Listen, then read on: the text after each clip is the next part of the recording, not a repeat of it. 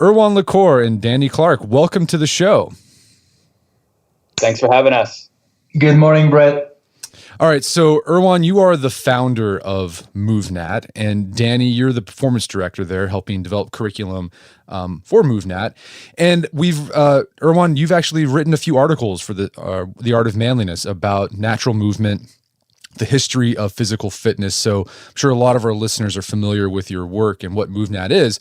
But for those who aren't familiar with MovNat, can you give us sort of the history of it? Like, how did you create this system of physical fitness? What's the inspiration behind it? It's a mix of my personal experience and training, and it's also inspired by ancient physical culture, physical training systems in Europe, but namely and especially what's called the natural method. Precisely, it was called a physical, virile, and moral education by the natural method, and this system was founded officially in 1905 by a French Navy officer called Georges Hébert. And his idea was that people had to be physically and mentally ready for the demands of the real world. So the training was based on practical, natural movements that are necessary to respond physically in the real world. And the motto of this method was to be strong, to be useful. So that's my main influence. Though with the MovNat method, we've made a number of substantial improvements to those ancient methods. And that's interesting. I mean, you've written about Georges Hébert on the site before, and he's a really fascinating character in the system of cultural or physical culture that he developed. I mean, why did he feel it was necessary to develop this and promote it? Was there some sort of, what was going on in the history at the time in France and around the world where he said, we need to teach people how to walk, how to run, how to crawl, how to climb? Because not too surprisingly, back then, that's more than 100 years ago, people were already dealing with some of the same issues that modern populations deal with, which is a lack of physical training, lack of movement, and all the consequences on health, on fitness that this implies. Back then, it was after the Industrial Revolution, so people already were massively transitioning from living on farms in the rural world to living in cities with much less movement, and the pollution already, and food started to become different, and so altogether there was already a movement towards somewhat returning back to nature already back then. And returning to nature was also about returning to more natural behaviors, so natural movement. So that was one of these main preoccupation, but also he had a very important event in his life where he had to rescue hundreds of people with his team, with his crew, when he was in the Navy after the eruption of a volcano. And what he noticed is that a lot of people were unable to help themselves. They could not run. They were not fit enough. And then his crew was trained by him, and they were able to save a number of people. So that idea of being strong to be useful was really important. So to wrap that up, his mission was to educate people to make sure that populations back then were physically fit and ready for the demands of the real world. And so to that end, what sort of skills was he trying to impart with his natural method? All the movement skills that are necessary when well, when shit hits the fan, basically. That's when that's when difficult circumstances arise, that you realize how vital it becomes to be able to run fast or run for distance, or to climb something high, or to lift and carry something or somebody heavy, and then jump and balance and do all those movements that are natural, but that are for the most part forgotten in people's daily life. All right. So you took that sort of idea that Georges, I was going to say Jorge, I was about to say do the Spanish, Georges, did with the natural method and created the MovNat system and adapted it. So we'll go to Danny on this one. So Danny, what are the big philosophical and practical principles of MovNat? What are you trying to do with this system? Well, MovNat is about developing the lost art of physical competence through these natural patterns that Erwan's mentioning. In our modern day environments of just cars and stairs and chairs, we've sort of eliminated the need to be physically capable. But the thing is, our bodies need stimulation ultimately to thrive. And that's what this is about. We restore natural movements in a more progressive, systematic way. But we still can't deny that movement essentially and fundamentally is our interaction with our environment. So when we think about, our culture now, we're taught to specialize so early, either through sports or academics, or we're taught to be basically sedentary.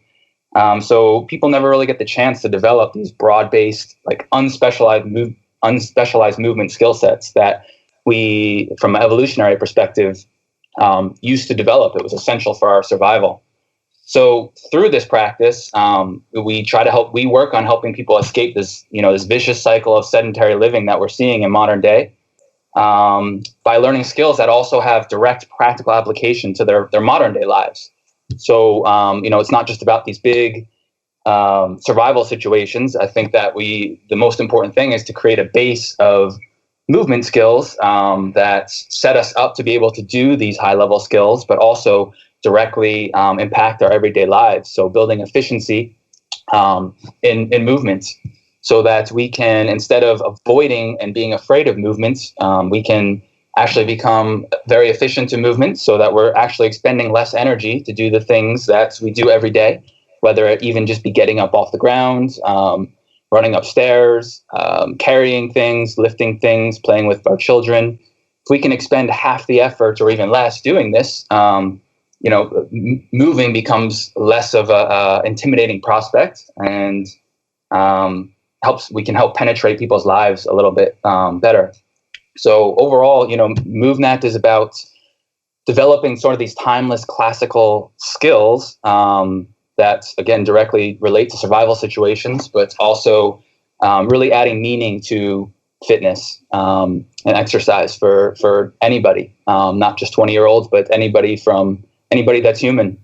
Right. And it's not just, and what I love about MovNat too, it's you focus on these really basic skills. We'll talk about what these basic skills are, but it's also getting people back into the wild and like encountering their environment in a more thoughtful way. Like you want to get out there and see that tree and be like, that's not just a tree, it's like a tree I could climb in a certain way, and let's see how efficient I can be at climbing that tree. Sure. And I mean, it's just remembering that, our ability to climb, for example, isn't something that we're just born with. It's something that's learned. We have to have a reason. Our body is a system of overlapping systems, strength, conditioning, perceptual abilities, all these dozens of systems that occur. And our system has to interact with our outside environment, which is a bigger system. And in that interaction, movement emerges. These patterns, like crawling, like climbing, happen. But in our modern day environment, without the stimulus or any reasons to actually use these patterns, they degrade over time. When we were young, we used to do this stuff all the time, but that doesn't necessarily mean we developed it very well. Maybe enough to get by in our environment at a fundamental level. But now, we enter school, and we're never really given the stimulus to really build our ability to move well. So I think it's certainly about being able to climb a tree, but I think it's also about the whole spectrum of movement that we're not really doing right now. That includes lifting, but it's not exclusive to just lifting weights or running. It's really everything. Right. It's those things we take for granted. So Erwan, in the article you wrote for us a couple years ago about introducing people to MovNat, you made the argument that physical fitness kind of got off track. So, the natural method, this was part of a larger sort of emergence of physical culture in the West, right?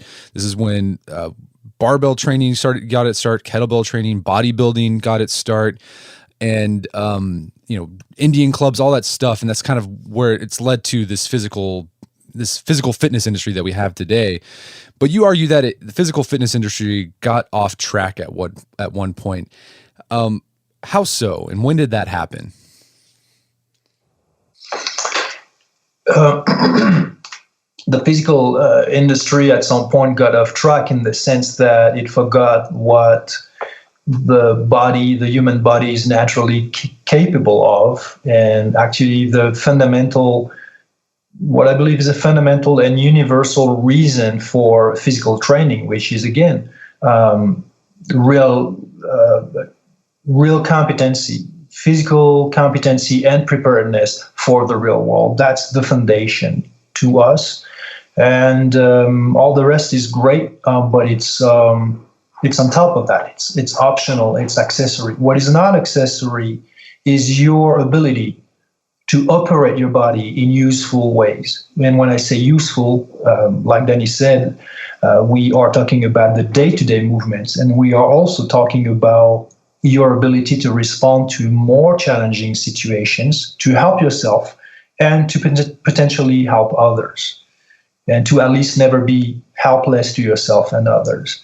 So that's a principle. That's a fundamental principle. Now, so when you look at the evolution of physical training in history, and this used to be the rule. That's what people were looking for primarily. It's that physical competency and preparedness for the real world. But then it became a lot about what you look like. Looking fit, not making sure that you are fit in the sense of, again, being able to respond efficiently and effectively to the demands of the real life, but to just look fit, which is very different.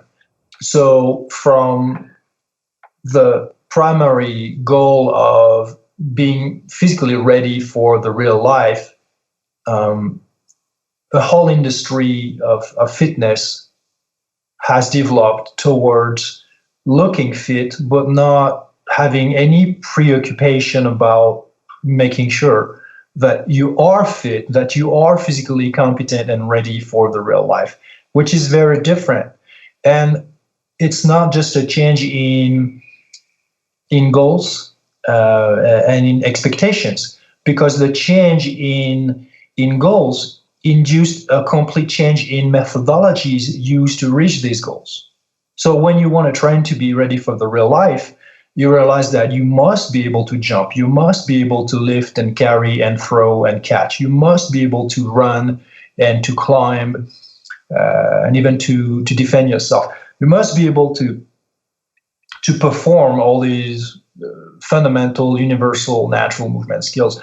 But when you train for looking fit, the methodologies that you are going to employ to reach the cosmetic standards that you are looking for, a certain way of the body to look like, then again the methods you're going to employ, they tend towards that goal, and that's when you end up with muscle isolation and a whole lot of machines designed to shape your movement and shape your body in a certain way. And that's when we indeed have completely lost track with the original intent of movement, which is, and the original intent of the body, which is practical movement. And And this is not to say that MovNat is not interested in the beauty, the appeal of an athletic-looking body. It's just that this is the outcome of how we move and train. It's a natural movement is going to sculpt natural bodies and natural-looking bodies that are much more balanced than when you try to isolate the body in parts as if it was made up of parts. The body is not made up of parts.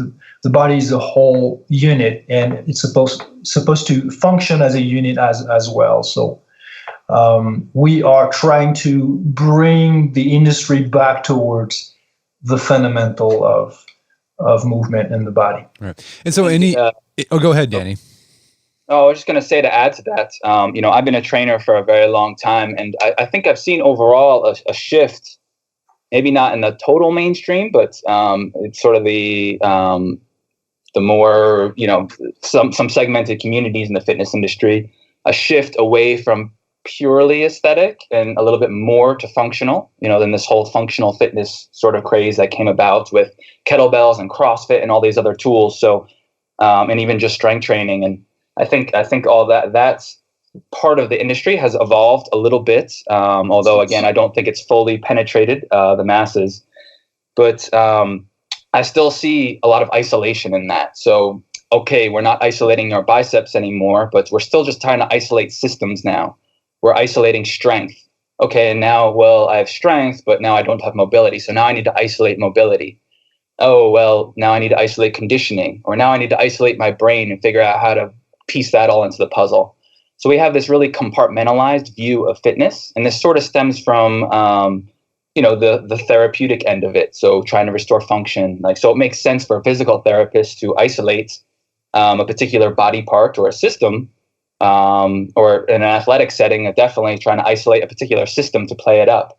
But the people that get lost in that are the ones, the average people, the people that are really, really movement deficient. So none of these systems are functioning optimally or really to any respectable level, or any level that would represent thriving in this world. So trying to compartmentalize and just isolate systems becomes, okay, now I do strength, I do yoga, I do this, and we're trying to just throw it all together. But really, there's dozens of systems involved in the physiology of your body. So what MovNat is decompartmentalizing functional fitness and turning it into something practical, something natural, something where strength, conditioning, mobility, all these things are in a nice organic balance. And it becomes much more efficient, so that the people who need it the most, especially those that are past their 30s, can really reap the benefits of all these benefits of our entire system improving, without the need to become a master of really anything. Again, that specialization layer can be added, and there's nothing wrong with it, but MovNat really represents the base of movement that we all should have, and that's really what it's about. So yeah, let's go back to this idea of looking fit and being fit. So I'm sure you all in your teaching have encountered people from all walks of life and fitness levels. And I'm sure you've encountered people who looked like super ripped, like they were jacked, had chiseled abs, like they looked like they were fit. But any of those people you've encountered, like when you actually put them, to the test, like they actually didn't have fitness? As a martial artist, I could say I see that all the time. I've been a wrestler and a jiu-jitsu fighter for a very long time, and that's sort of the classic joke, is when the bodybuilder or the CrossFitter steps into the jiu-jitsu mat and is actually asked to perform a task that's outside their training, and that high level of fitness or the look of fitness they've achieved really means absolutely nothing. And when asked to do something, and I would say Erwan has probably seen lots of this. I witnessed it when I met him, and we had an entire group of people. Some of them looked incredibly fit, and we, struggled to do very, very basic tasks. I've seen this over and over. And I remember my very first workshops in the woods of West Virginia in 2009. And I had groups made of diverse people. Some didn't do any kind of training. Others were back then already into CrossFit or other fitness modalities, but everybody had their challenges. Everybody, and including those who did look very fit, and that's again, it's a beautiful thing to look great, to look fit, to look athletic, and there's really nothing wrong about it. But you don't want to get lost into self-flattery and also a false sense of physical competency just because you can do a number of pull-ups or you can sprint. That's great. These are aspects of physical competency that are very important. But for instance, just because you can do, say, 20 pull-ups in a row doesn't mean that you know the diverse techniques to climb on top of the bar where you hang from. And that's just one example. If you apply that to, say, jumping, you can jump up and down a box forever, for time, for stamina. Awesome. But can you perform that single shot, that single jump between those two rocks be able to cross the distance and land with accuracy and with balance? Because that's also part of physical competency, and this is also jumping. And there are many other ways that you can jump that are not just jumping up and down a box, and that are absolutely crucial. And that idea that you are able to jump anything because you can do those 100 jumps on the box, or that you can climb anything because you can do those 20 pull-ups in a row on a bar. This again can easily give you a false sense of physical competency, but it's only a limited competency that you have, and you need to open your mind and open your training to many more aspects of competency, and the necessary adaptability to varied environmental or situational demands. So let's talk about the specific skills. We've been talking high level here. What are the specific skills that you're trying to impart or reteach people with MovNat? I think that it starts with the basics. It's the very simple things that we, again, our environment doesn't really dictate that we do very much anymore. But simple things like being able to sit on the ground and hold a position for 30 seconds or 10 minutes or whatever without your back cramping and without your neck aching, or having to switch positions a million times. Being able to get up off the ground very smoothly and easily, being able to crawl. So a lot of this stuff that we start with are things that, again, you did when you were, it's sort of your original physical competence quest when you're a baby. But, just because, again, you did it back then doesn't mean that you can do it now. So much has been degraded over time that really is the starting point, the foundation. And then, again, it starts to move up in domains to some more advanced things, that's like balancing, and all the way to super high level things like vaulting and climbing. A lot of people today have issues simply squatting up and down, and also just holding a deep squat, for instance. That's just one example of some of the limitations that most modern people face today. They would have problem hip hinging, which is also a fundamental movement pattern. So when people have those issues to begin with, how are they going to be able to jump and land properly, efficiently, and safely? There's no way. It's going to be challenging. So working on the fundamental movements is essential to eventually be able to be ready for the more explosive, more demanding movements, and also the more challenging environments. So if I'll take the example of jumping, for instance, we're not going to ask you to jump right away between, like clear an obstacle with a real elevation. And no, you're going to start learning the technique at ground level on a short distance where it is easy and where you will first learn an efficient pattern, an efficient technique. Then we will increase the intensity. Then we will increase the complexity of the environment where you jump. So there are progressions that are necessary so that people can learn actually faster than just trying the hard stuff right away. And they also can do it in a way that is safe for their body. Right. And so it's not just crawling, it's not just jumping. I mean, when I did the seminar a few months ago, like we dedicated a section to just how to hold things, like heavy things efficiently, which is something you take for granted. But like, if you think about, it's amazing that if you actually take some time to think about it, how you can position your body or your hands or your arms in a way where you can take this heavy, odd object and make it actually comfortable to carry. And it was amazing how much of a change that can have in your life. That's the beauty of technique and movement efficiency.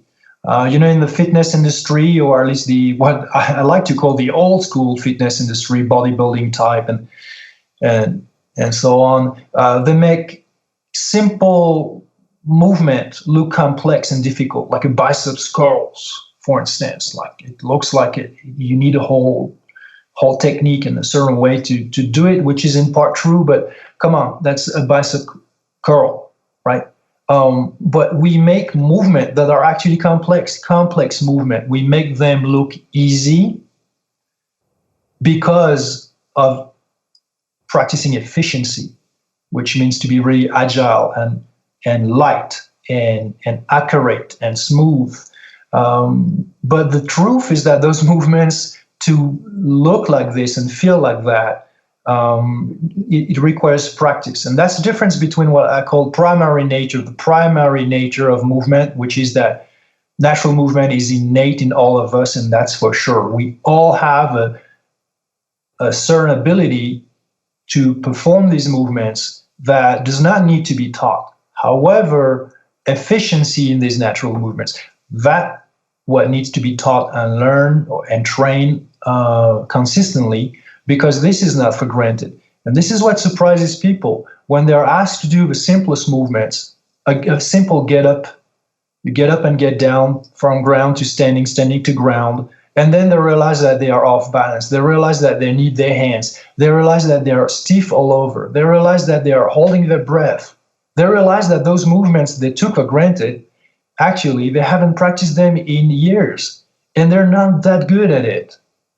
And those movements, nonetheless, are essential to life. They are your basic function. Actually, there's a study that was done in Brazil where the ability to get down and get up from the ground without using your knees and without using your hands, especially, was a predictor of life expectancy.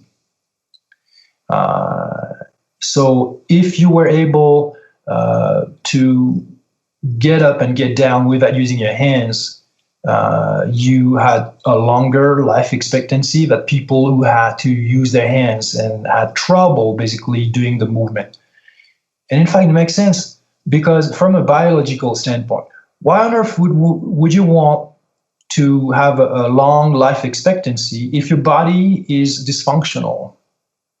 And the same is true with grip strength.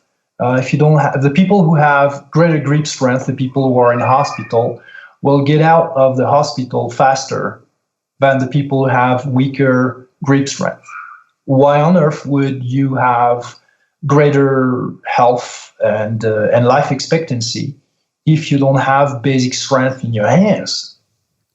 Right. So it's all, mobility, balance, coordination, strength, all of that is necessary for a body to be healthy, to be truly functional, and to live long and to live with a high quality. So through those natural movements, you restore that potential, and then you maintain it for as long as you can. Right. Going on that study about mortality rates and being able to get off the ground, I read another study or an article talking about one reason why people in Japan might live longer than people say in America is that in Japan, the bed is usually on the floor, right? In the retirement homes, like these old people in retirement homes are constantly having to get up off the floor, and they can do it because they do it all the time and they have that strength, that coordination to do it. But here in America, it's like not like you might be in a bed that sort of lifts you up, lifts yourself out of the bed. So you don't have to use any of those muscles. And so the mortality rate increases because we've lost that ability to get off the ground. Exactly. So it means that your environment dictates your movement behavior. So you have two choices here, and actually they are complementary. One is that you can change your environment. So you can go for less furniture or different furniture, so that at least your day-to-day movements are changed. They require more range of motion. They require more attention and effort on your part. That's one way. But the other way is to simply realize this. Okay, there's nothing in my life that demands that I run and sprint, that demand that I balance and jump, that demand that I crawl low on the ground. Zero, none. I don't need it for food, to get my food. I don't need it because there's no actual danger in my life or necessity like that. I don't make a living because I have to move in all these ways. However, I can devise a strategy so that I make those movements possible again. And that's the idea, is that you want to have a vision of yourself, of a person who possesses these skills, that strength, those physical qualities, and you need to practice. And even when the necessity to perform these movements and these efforts is not there, you are going to create, even if it's just in your mind, the conditions so that you can have your body behave in the way it's supposed to behave. And that's natural movement. Right. And that's MovNat. Yeah. I think this is super powerful for, again, I work with an older population often, and adding meaning to movements that directly carry over to their life, such as getting up off the ground, crawling, practicing these movements is life-changing. For them, and it's a base for anybody. So actually, we have one of our team instructors, Cameron. He's based in Houston, and he's been working with a group of war veterans who are disabled, who lost a limb, who served the country, but then they come back and their day-to-day life is completely changed because their body has changed, and using the MovNat methods and principles and techniques, he's been able to teach these guys to be able to, for instance, get down to the ground and back up on their own without assistance. And that was, again, another life-changing experience or event in their lives, because that's autonomy, and that's a beautiful thing to see. So it doesn't matter what are the conditions in your life that led you to be either overweight or dysfunctional. Life is not easy, and it can really be harsh. But what I want to express here is that there are methods out there that exist that are going to re-empower you, to support your self-empowerment through movement that is useful. It does not aim at making you look good in the mirror, but that is designed to make you perform again and be empowered through sometimes performing again the simplest movements. Yeah, the getting up off the floor without using your hands or knees, that's not a joke. Like, that is hard. Dan, you probably remember, like, it took me a while to get that, and it hurt. Like it was like, because I hadn't done that in years. But once I was able to do it, it's actually pretty cool. It's like, hey, I don't need a chair, I don't need a bed to get off the ground. I can just use my own 2 feet and make that get up. I mean, it's awesome. Yeah, absolutely, and that's how it should be, because when you can get up and off the ground more easily, you're more likely to get on the ground. And again, for some people, being able to get on the ground, feel comfortable there, is going to have them interact with their kids, their grandkids more often. And then for the young bucks who aren't really that motivated by these like sort of simple or what they would consider probably like old people stuff or whatever, there's this whole other layer, and this is what is incredible about MovNat, of these high level skills that are about being helpful and useful for survival situations. And that's sort of what resonated with me was, okay, I can use this professionally, and then I can benefit from this practice personally. There's this compelling meaning to my fitness. It's not just about vanity. It's not just about quantifying my fitness and hitting a certain number. It now is about something a little bit bigger than me. And for me, that gives me a lot of personal satisfaction. It's very intuitive, and it's a pretty cool thing. It's an incredible movement. Right. I mean, what I love about it. Go ahead, Erwan. Did you have something you were saying? Oh, Brett, sorry to interrupt, but so I love what Danny said, and actually, I wanted to express something that the people, whoever is into the art of manliness is, I believe, going to really relate with, is that idea that so there's no rite of passage in our modern societies anymore, or practically none, and that idea that you can embrace physical training not just to look good, which will happen, by the way, but not for that reason, not even just for yourself, but for yourself and others. It's you turn your physical training into a constant rite of passage, where with every progress you make, your ability to help others, if needed, to serve others in that way, is greater. With your personal physical accomplishments and progress, you become potentially more helpful to yourself, but also your neighborhood, your community, or even perfect strangers. And that is a very important psychological asset, not only to grow that self-confidence when you walk the streets and you know that you can do pretty much anything if anything happens, but you know that you won't be helpless to yourself or others, because you have learned to be helpful or useful to yourself and others through your physical practice. And this is relating back to that idea of moral education that was so dear to Georges Hébert. He talked about this physical, virile, and moral education by the natural method. It's that idea that it's not just physical. It's also about mental fortitude whenever it's needed. And ultimately, it's about the intention that guides you, which is the difference between right and wrong. That idea that you can do something good in your life and that you can be useful to others. It's a moral component that never goes old, never gets old. It's timeless. It's universal.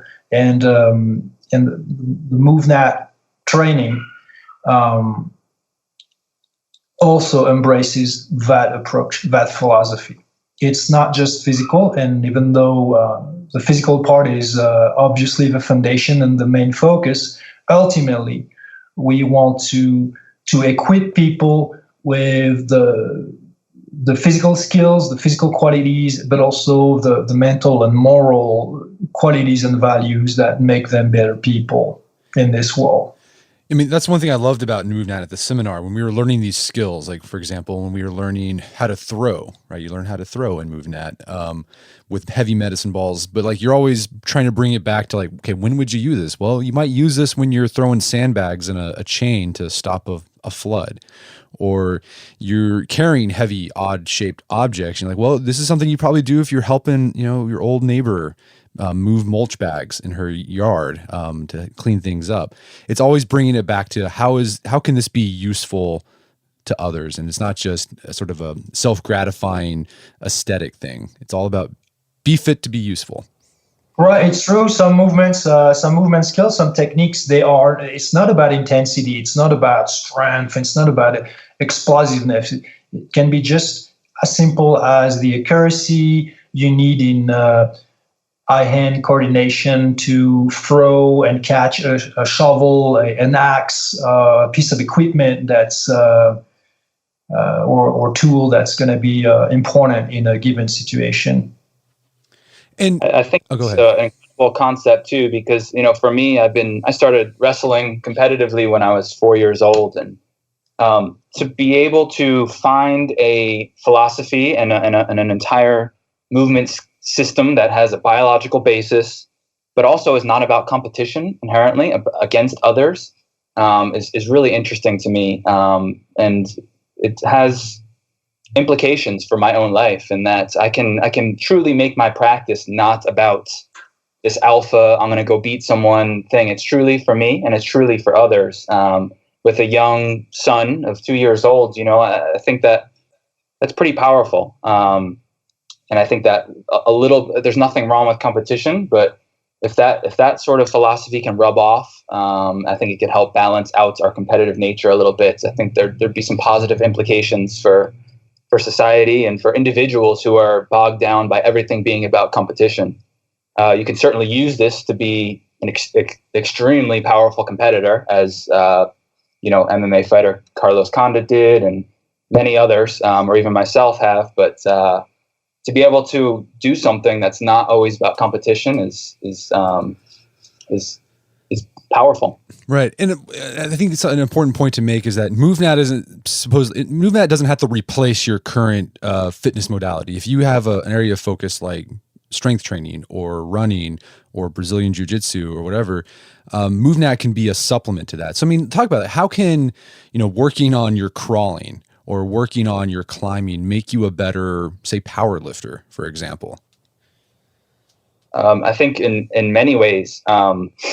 First of all, any specialized sport or practice has trade-offs associated with it.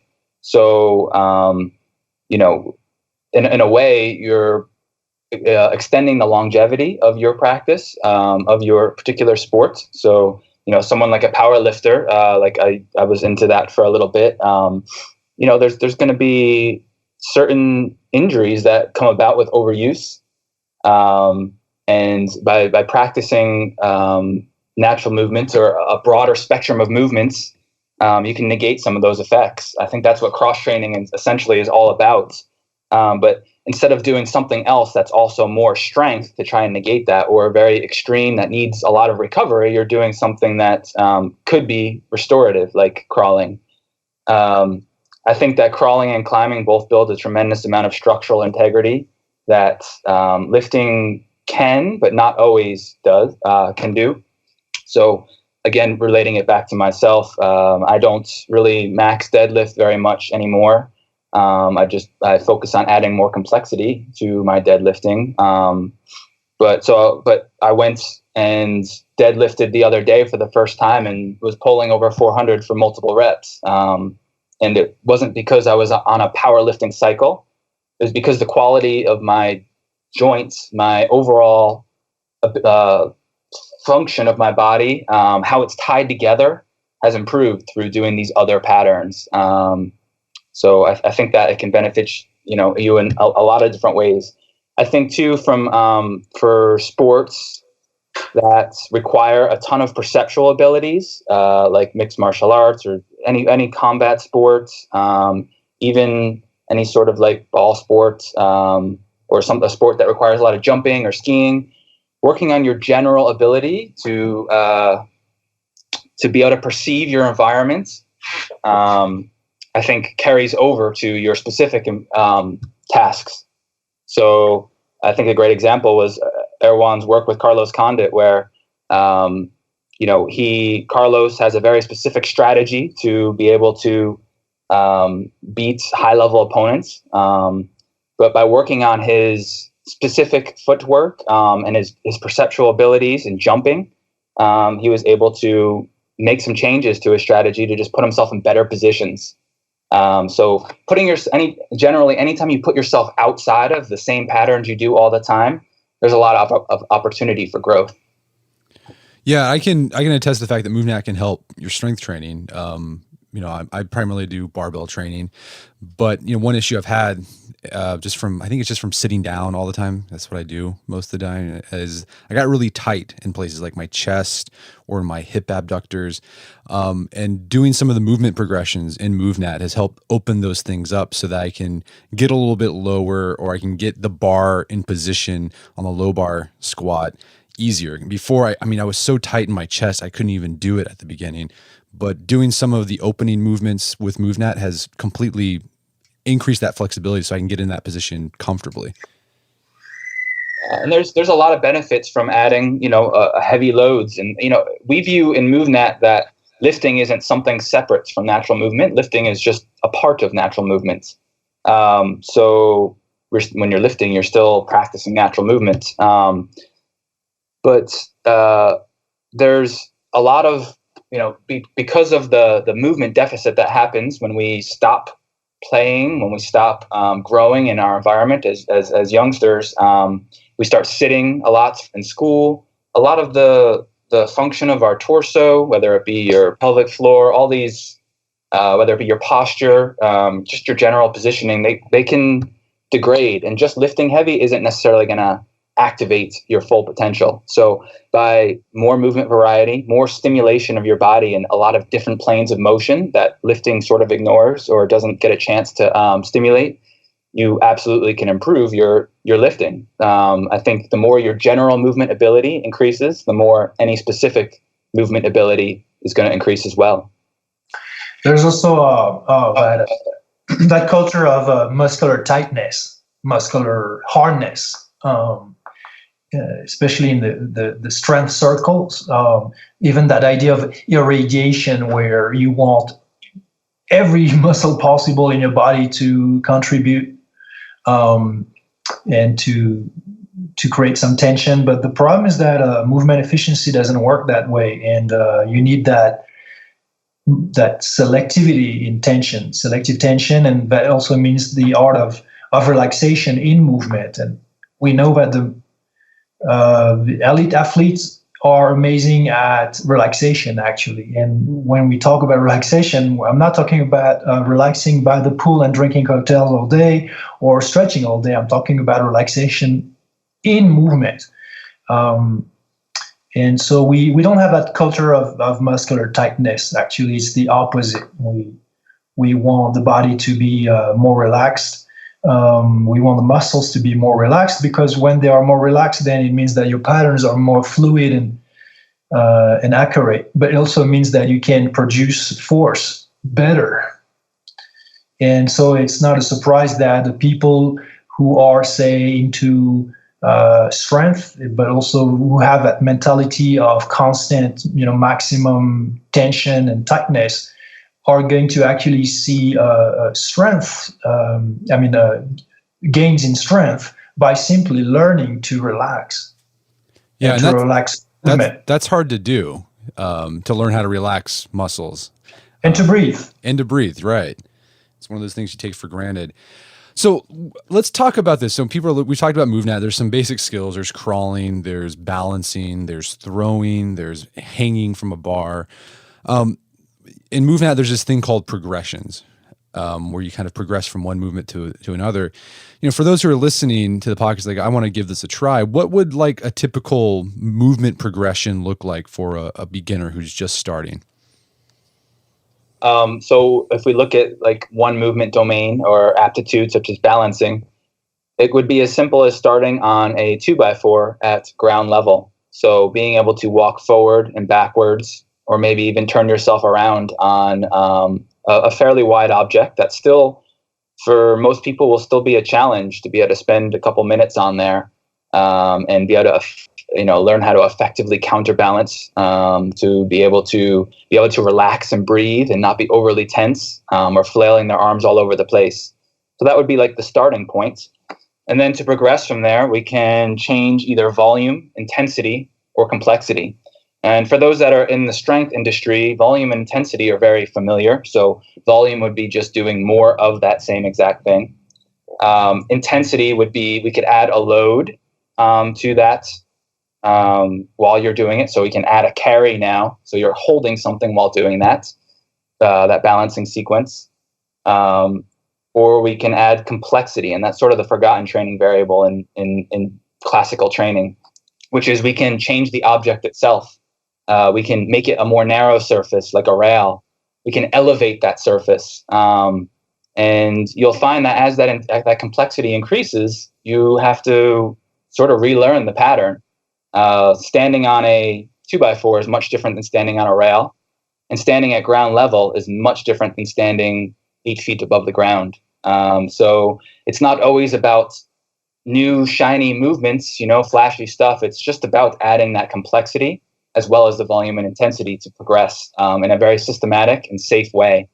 If we just had somebody start by balancing at height, could you imagine the second they stop breathing, they're going to fall, and they're probably not going to be breathing because of how afraid they are.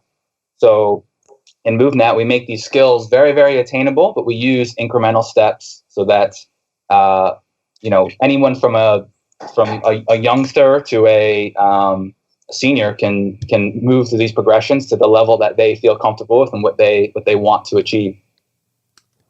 Yeah, I love that. The 2x4 is a great. I mean, if any of you are interested in MovNat, like it cost a few bucks. I have one in my living room, and every time I walk by it, I'll occasionally balance across it, or I'll stand on it for a while and try to crouch down.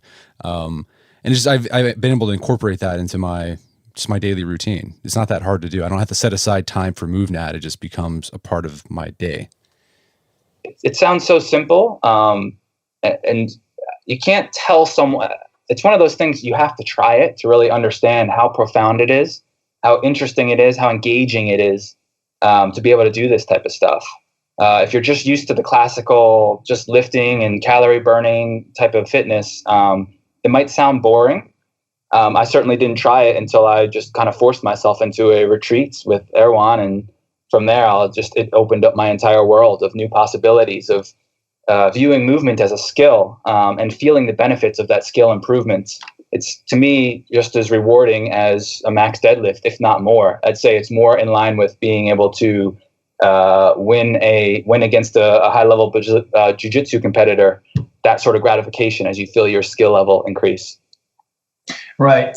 Trust and belief come through practice. I know that Danny could talk about the science between all these movements in a very precise way, and but the truth is that ultimately it really boils down to practice and then observe and feel, because it's going to happen. It's going to take place in your body more than it takes place in your mind.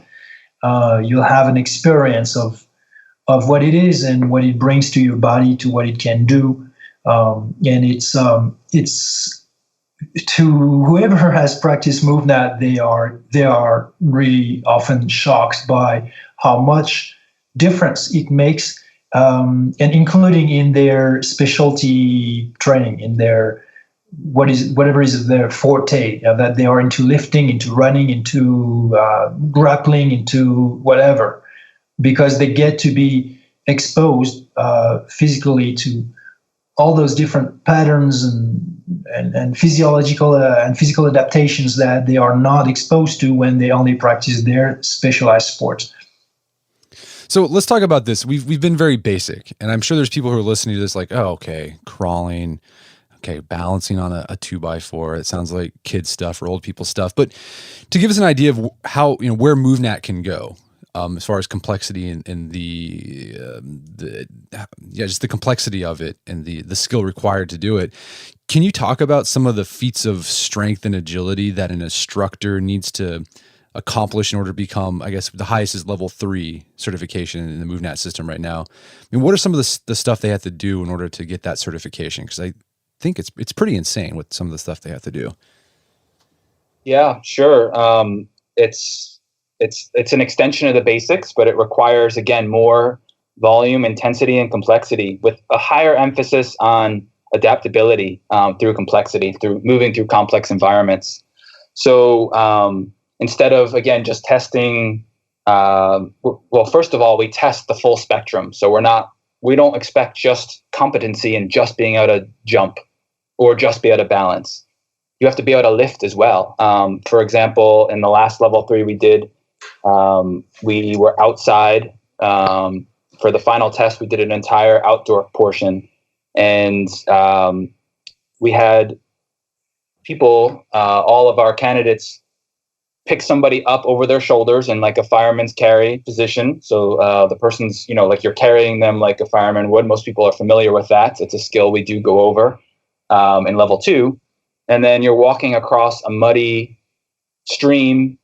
And then we were doing like a squat, to where they had to squat down to hips below their knees 5 times with the person on their back. So it's not just testing the strength. Of course, there's a huge strength component to that. You're squatting your own body weights, but you're also testing their ability to successfully actually pick someone up and do something, to be able to carry someone, to be able to deal with the slippery surface. And this isn't something that we expect somebody. This is why we have prerequisites. Well, someone has to have earned their level 2 already to do this. So if I just had someone off the street do that, expecting to earn a level 3 certification, they would probably drop the person. But these people have earned that ability to do that. And if they haven't, then they don't do it, and they have to come back and earn that adaptability. That's just one example. We have precision landings, which involve stepping up onto a rail at elevation, jumping to another narrow surface 6 or 7 feet away, and being able to what we call stick your landing, meaning your feet make contact and you don't just fall off. You're able to actually gain control over your landing, stand up, and step off. And these are just examples. We require, again, in level 3, instead of just a basic pull-up, even in level 2, we require the ability to get over an object, like over a bar, instead of just being able to do a pull-up through various techniques that we have in the MovNat system. But in level 3, we require even more power. So it's not just your technique; it's your technique and your ability to generate power to be able to do a power up, which is like a muscle up, and get on top of a bar and then balance for a distance over a complex surface. So it's really kind of the apex of bringing in the volume, intensity, and complexity to the patterns we learn. But I tell the students that this is like earning your black belt in natural movements. But just like in jiu-jitsu, a black belt doesn't really mean that you're very good yet. It just means you've achieved a baseline level of mastery of the movements, of the ability to perform the movements with control, with a level of technique. It's still just the starting point. It's just the entry point into what it can become. And that's why I like to think about MovNat as really the martial arts of movement. It's an ongoing evolution that really never stops. Right. So there's a lot of room for growth. So it's not just crawling, army crawl. Like there's a possibility where you can get really advanced. So you're never going to stop learning. You're never going to stop progressing in MovNat. And the point isn't to make these positions hard. It's to make it so that they're effortless. That's the long-term goal. For me as someone who is into powerlifting and even martial arts, I used to be afraid I would hate to admit it, but to go on like long hikes because I would fatigue out fast, or to go jumping on rocks all the time. As much as I enjoyed that type of stuff, I just didn't really have the efficiency. So it was sort of something I wouldn't do. In MovNat, we developed such a high level of efficiency that, these type of things aren't taxing. They're actually easy. And that's what we're looking for. You're not passed just by doing them. They have to look absolutely effortless.